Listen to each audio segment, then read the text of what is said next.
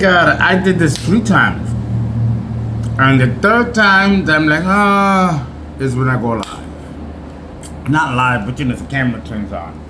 Oh, they're trying it. They're trying it. Pluto in the 5th house. Let's jump right in.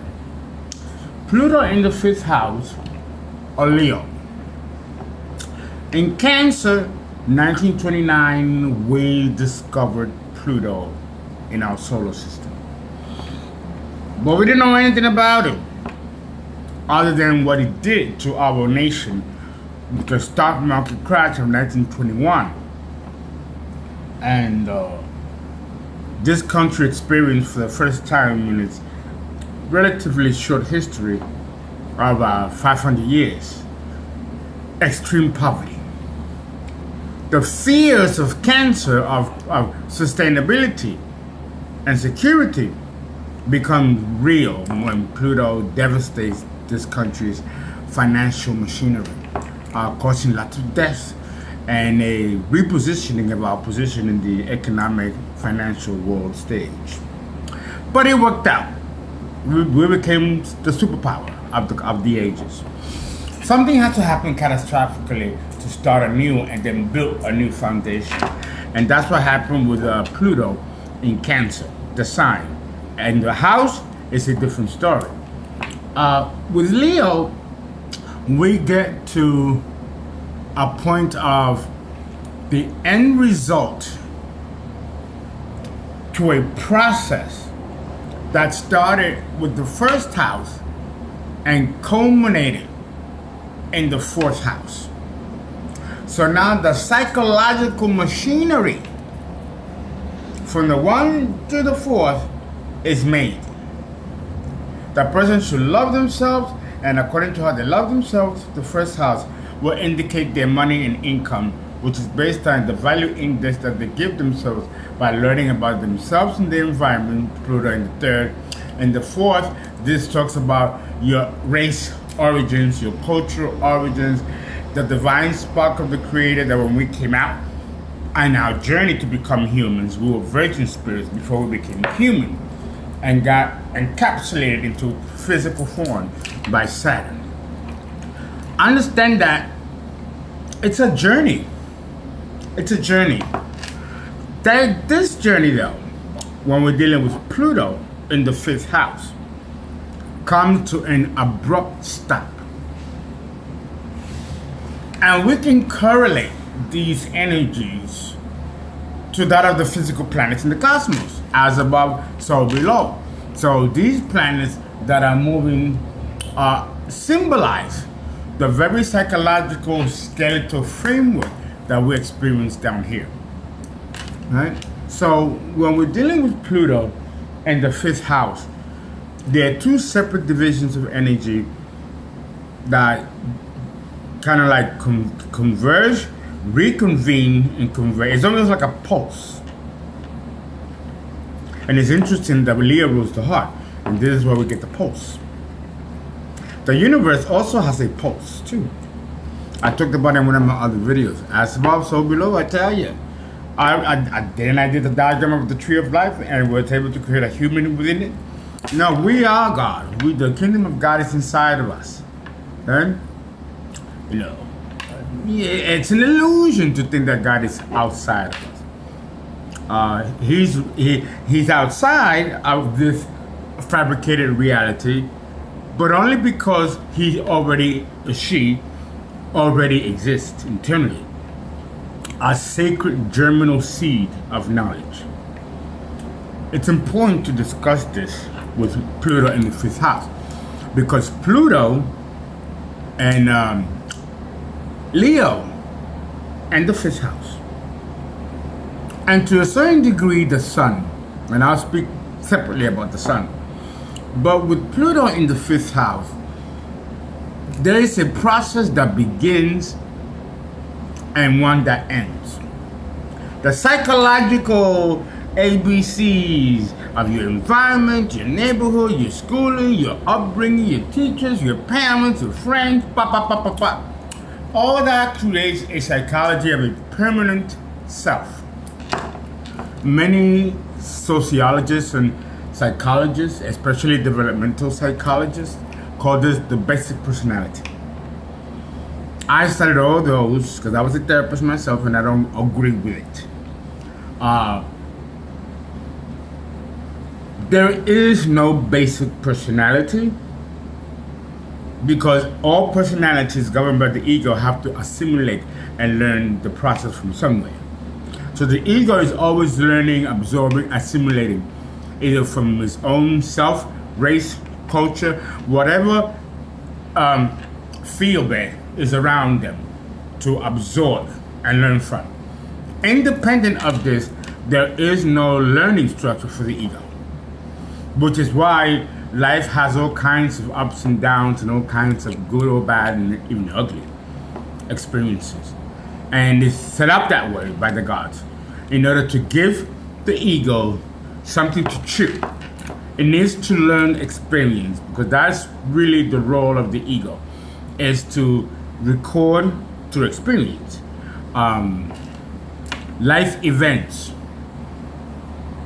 that happen to us from moment to moment. The soul takes these experiences and creates a germinal atom, seed atom, and it stores it inside its structure. And those who are proficient enough or trained enough to tap into past life dynamics through hypnotherapy, or hypnotic regression, a regressionist can do this. They can access that person's past life history, akashic history. Because when that ego dies, it takes nothing with it, but the soul takes like a microchip of that memory, of that soul, of that ego, and brings it. Why is this important in the fifth house? Well, the fifth house, which correlates to Leo, happens to be the seed atom of all basic knowledge, including terrifying knowledge, including cosmic knowledge. Why Leo? What's the polarity point of Leo? Aquarius, the age that we're in.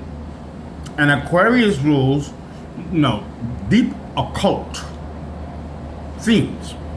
The Illuminati, the Order of the Golden Dawn, the Rosicrucians, the secret societies, the 13 families that rule this planet. This all, and also it correlates to Leo, because Leo rules the bloodline. The bloodline is ruled by Leo. It's the king. All people that have royal blood have very strong Leo placements. If this wasn't the case, you will not have royal blood. And this has been tested. So, having said that, with Pluto in the fifth house, there is, like I said, a termination of a process that started in the first house and culminates at the fourth house. And that is almost like a baby that's inside the womb. The baby is gestating, and it goes by 3 trimesters. After it's done, the water breaks, the child is born. That's a process. The physical body has to be created before the soul comes in upon the water break. So everything has a process. The process of gestation, which leads to birth after 9 months, is a parallel process that we go through from the first house to the fifth house. And this is happening as a germinal seed atom inside the woman's womb. So everything that is going to happen to you and you're going to experience from 1 to the fifth house, it's already a germinal seed in you. Right? The fifth house, and this germinal seed is based on family history, the race line history, the bloodline history, a lot of stuff that in the physical ego sense you can't control. It's like a template. It's a template to something that will eventually become you. But because of the process of free will, we can refute it, leave it, and do our own thing. We are given space in our psyche and in our lives to do our own thing. And this own thing begins in the 5th house of Leo.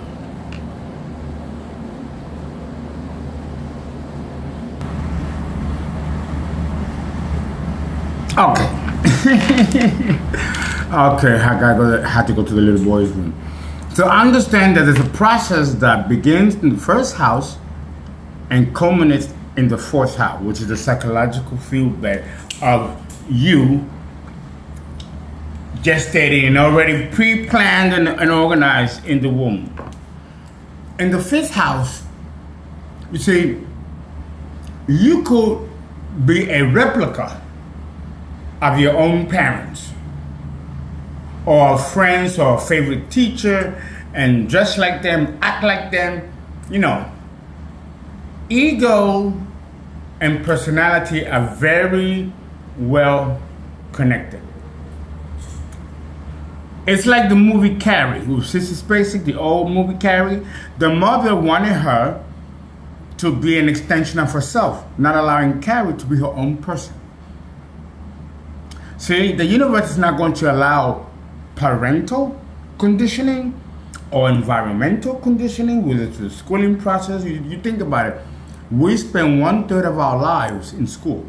So we have other people that influence us, mold us, can help shape the ego and personality that we're going to be by the time we reach age 30, the first Saturn return. The universe has already put in place certain principles and machinations where every person on the planet has the right to their own individual uniqueness and self-expression. That's a whole new process that leads to the 10th house as the ultimate culmination. It's a long journey and process.